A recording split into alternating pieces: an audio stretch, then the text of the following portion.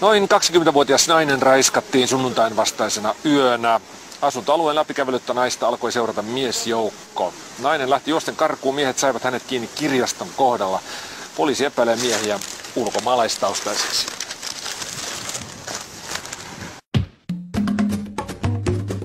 Tänään hullussa jutussa. Rikostilastot vahvistavat, että näin se on. Raiskauksissa tekijäksi epäilty on hyvin usein ulkomaalainen. Mulle jää usein semmoinen olo, että onko tämä ihminen mahtanut tietää, että miten äärettömän ankara seksuaalirikoslaki tässä maassa on. Eikö sana kuulu vai eikö se tehoa, kun nainen sanoo ei? Ei tarkoittaa monissa kulttuureissa kyllä. Hullu juttu teki maahantulijoille pienen opetusvideon. Pari vinkkiä tipahtaa myös suomalaisille naisille. Apua!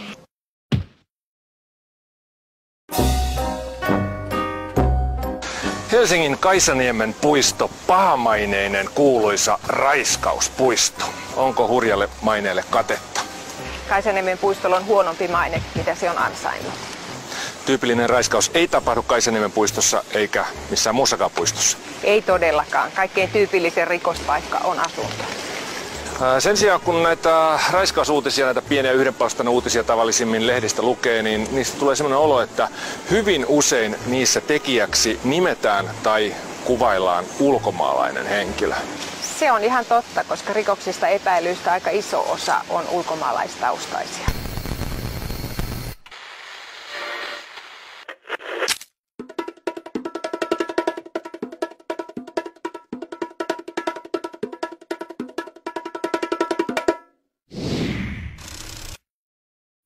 Tässä on valtakunnallinen tilasto ulkomaalaisten epäiltyjen osuudesta yleisimmissä rikoslajeissa.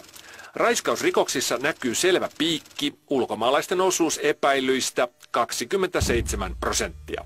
Kaikissa rikoksissa yhteensä ulkomaalaisia oli vain 5,5%. Tyypillisesti se tapahtuu ravintolaillan jatkoilla jossain bileissä sivuhuoneessa. Tytöt on oikeastaan niin kuin äimän käkenä niissä tilanteissa. Että no mitä mä nyt teen? Erilaiset seksuaalikulttuurit törmää. Että tämmöinen ulkomaalaistaustainen poika ehkä tulkitsee sitten jotkut asiat eri lailla kuin suomalainen poika. Lehtori Päivi Carrie Jane on ollut 20 vuotta naimisissa libanonilais-ranskalaisen miehen kanssa, on arabiliiketoiminnan asiantuntija ja maailman kansalainen, nyt Espoon monikulttuurisen toimikunnan jäsen. Ei tarkoittaa monissa kulttuureissa kyllä. Et jos sä sanot ei, ja jos sä sanot ei, niin toinen osapuoli tietää, että se kolmas kerta on se todellinen, se on kyllä. Eli jos sä oot sun käytöksellä osoittanut, että sä olet kiinnostunut ja sä olet vaikka vähän hummalas ehkä roikkunut ja pusutellut ja näin, niin se tarkoittaa käytännössä niin kuin kyllä, se vaikka sä sanot ei. Koska se sana siinä ei tarkoita niin paljon kuin se elekieli. Joissain kulttuureissa niin jo katsekontakti on tietynlainen lupa.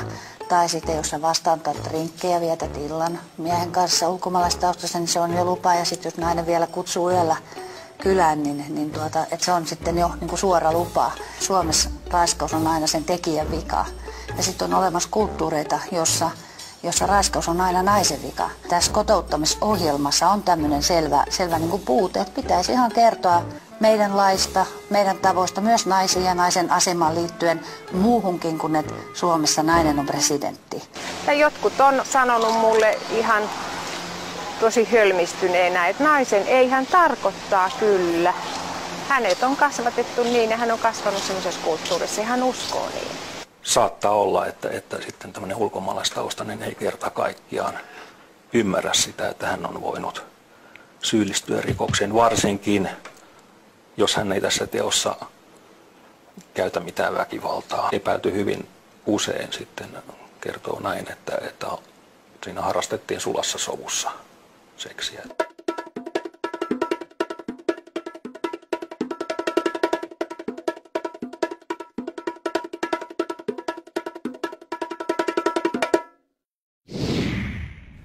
Tässä on tilasto Helsingistä. Ulkomaalaisten osuus niistä henkilöistä, joita epäiltiin aikuiseen kohdistuvasta seksuaalirikoksesta. 2000-luvun keskiarvo on 35%, joka kolmas epäilyistä oli siis ulkomaalainen. Kenen pitäisi opettaa näitä ulkomaalaisia miehiä suomalaisille tavoille? Sekä poliisin että muiden viranomaisten, niiden viranomaisten, jotka huolehtii heidän kotouttamisestaan. Viranomaisten oppimateriaalit maahanmuuttajille eivät vaikuta hääppöisiltä. Tässä on työministeriön julkaisema video maahanmuuttajien kotoutuminen Suomeen. Kenties huonoin audiovisuaalinen tuote, mitä olen ikinä eläissäni nähnyt. Kuka tällaisesta voi viisastua yhtään mitään? Suomi on kansanvaltainen ja demokraattinen tasavalta. Maata johtaa presidentti yhdessä hallituksen ja eduskunnan kanssa. Presidentti valitaan vaaleilla joka 6. vuosi. Ihan roskaa. Sen sijaan tässä on hollantilaisten viritelmä. Naar Nederland, kohti Hollantia varmaankin suomeksi. Ehkä paras opetusvideo, mitä olen ikinä eläissäni nähnyt. A good example of the Dutch culture is the tradition of keeping the curtains open.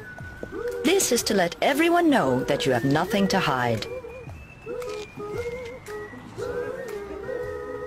But the idea is not for everyone to shamelessly look in.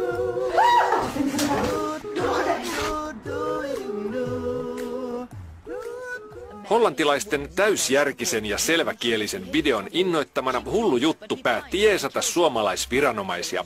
Teimme kotouttamisvideon bonusraidan aiheesta naisen oikeus sanoa ei.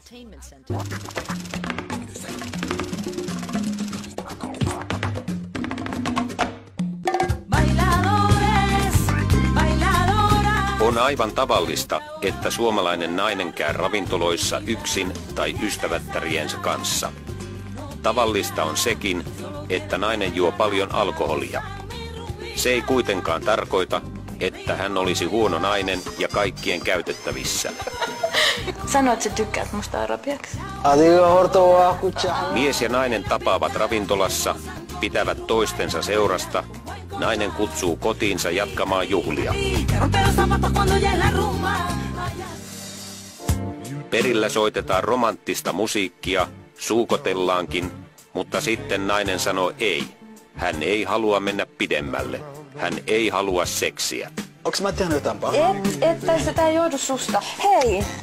Voisit sä päästää irti, hei? Miksi me tuontiin tänne? Hei! Mies, joka ei noudata naisen kieltäytymistä, vaan pakottaa naisen seksiin, syyllistyy rikokseen. Jos sä lähtisit omaan kotiin kuitenkin. Jep. Katsotaan toinen tilanne. Tämäkin on Suomessa melko tavallinen.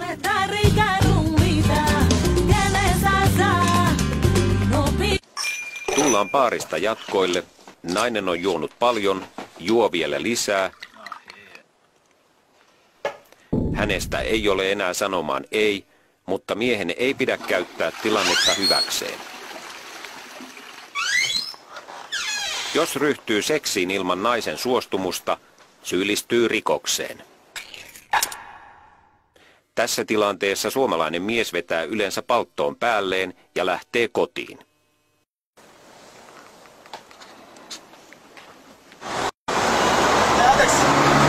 Missä on keskustaa?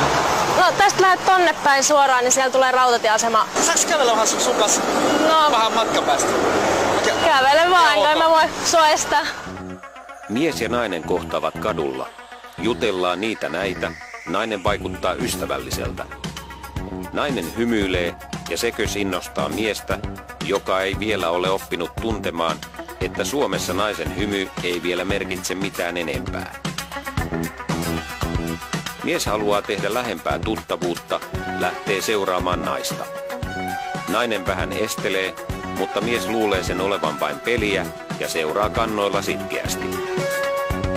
Ikävimmillään nämä tilanteet ovat päättyneet seksirikokseen jo rappukäytävässä. Mä varmaan tästä kyllä löydän itse kotiin, että se keskusta oli tonne suuntaan, niin jos sä... Ei kun ihan totta, mä menen nyt kotiin, sä et osta mulle mitään.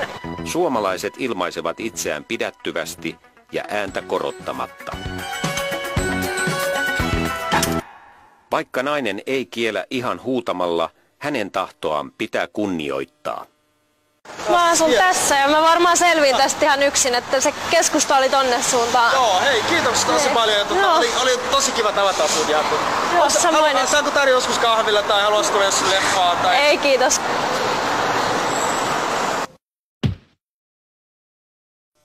Raiskausrikosten torjumiseksi poliisilla on antaa neuvoja myös suomalaisille naisille. Ja jos hän ei poistu, silloin voi soittaa poliisin hälytyskeskukseen. Eikä ole mikään häpeä alkaa huutaa apua. Ja opetusvideo pyörimään, antaa mennä.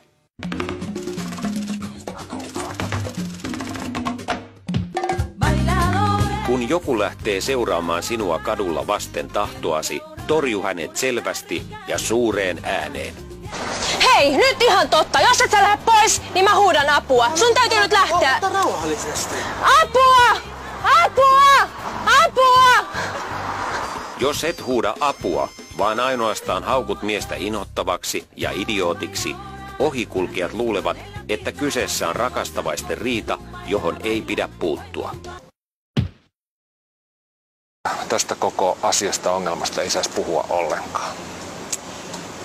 No mitään asiaa ei voi muuttaa, ellei siihen liittyviä tosiasioita ensin hyväksy. Että tämän ilmiön ja asian maton alle lakasu ei kyllä auta ketään. Ei edes näitä ulkomaalaistaustaisia poikia.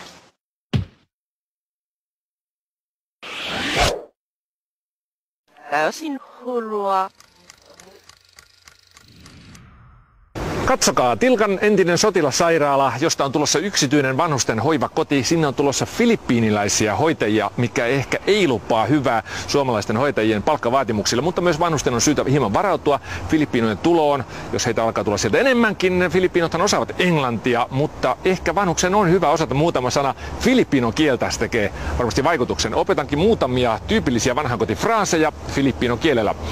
Sattuu, sattuu. Se on filippiinoksi aray masakit. Kuka te olette? Sino po kayo? Sino po kayo? Menkää pois.